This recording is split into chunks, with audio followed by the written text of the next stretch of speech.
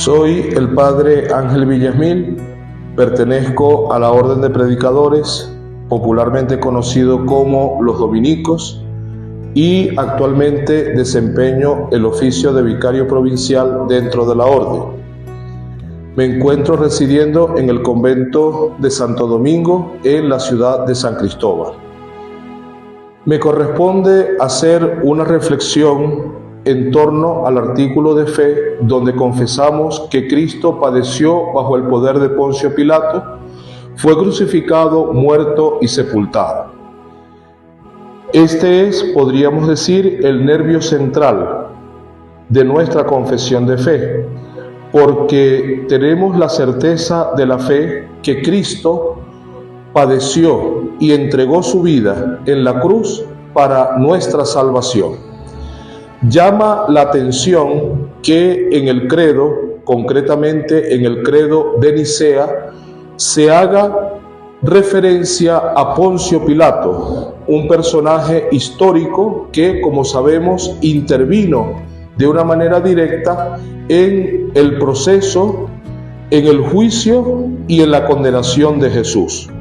Pero cuando los padres del Concilio de Nicea en el año 325 incluyeron el nombre de Poncio Pilato, lo hicieron con la finalidad de enfatizar el carácter histórico de Jesús, porque para la época existían herejías que negaban a Jesús como una persona histórica, como una persona que hubiese tenido su vida en el tiempo y en la historia. Por eso la inclusión de Poncio Pilato. Ahora bien, lo importante en este artículo de fe es que cada cristiano asuma que el padecimiento de Cristo, su crucifixión, su muerte y su sepultura estuvieron orientadas a nuestra salvación, porque Él entregó su vida para que nosotros tuviéramos vida, una vida plena, una vida abundante, aquí y ahora, en este mundo y luego en la eternidad. Por eso todo cristiano, para vivir en profundidad su vida cristiana, necesita asumir en su propia vida esta verdad de fe. Padeció, murió, fue sepultado.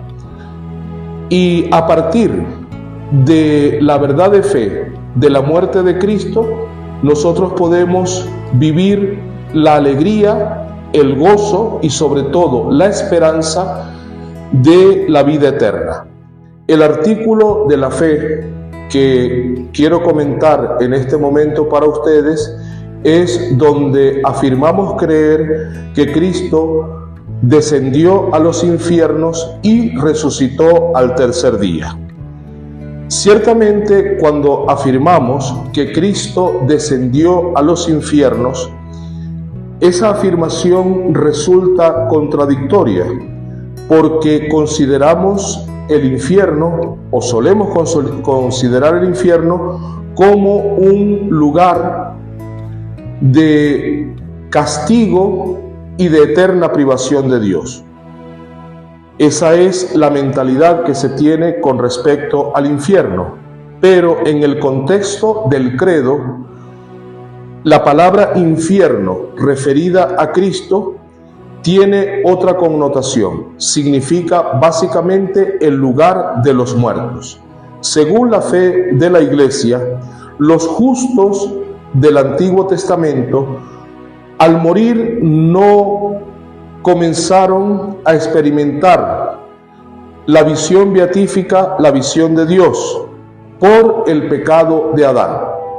Por eso, cuando se produjo la muerte de Cristo, es decir, la separación entre su cuerpo y su alma, el alma descendió a este lugar, según la creencia de los padres, principalmente los autores del siglo II, donde Cristo fue a rescatar las almas de los justos que estaban privados de la visión de Dios.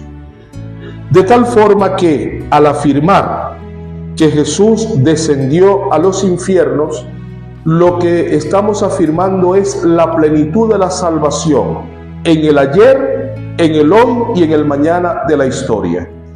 La salvación que Cristo nos regaló con su muerte y con su resurrección no solo abarcó el momento o aquel momento de su presente, sino que abarcó también el pasado, el presente y tiene un alcance en el futuro. La verdad sobre la resurrección de Jesucristo de entre los muertos es el fundamento de nuestra vida cristiana. San Pablo nos dice, si Cristo no ha resucitado, nuestra muerte, nuestra fe no tendría ningún sentido. Pero no, Cristo ha resucitado el primero de todos. Ahora bien, cuando afirmamos que Cristo ha resucitado, no podemos caer en la tentación de pensar que la resurrección es la reanimación de un cadáver, sino que la resurrección es la glorificación del cuerpo de Cristo. Si la resurrección hubiese sido la reanimación de un cadáver, es decir, un cadáver que vuelve a la vida, entonces ese cadáver reanimado tendría que volver a morir. Pero no, la resurrección es la glorificación del cuerpo de Cristo, por eso se hizo visible a sus discípulos y por eso fue exaltado a la derecha del Padre. Que el Señor, en su misericordia, nos conceda a todos la gracia de poder vivir plenamente este misterio que es el misterio central de nuestra fe.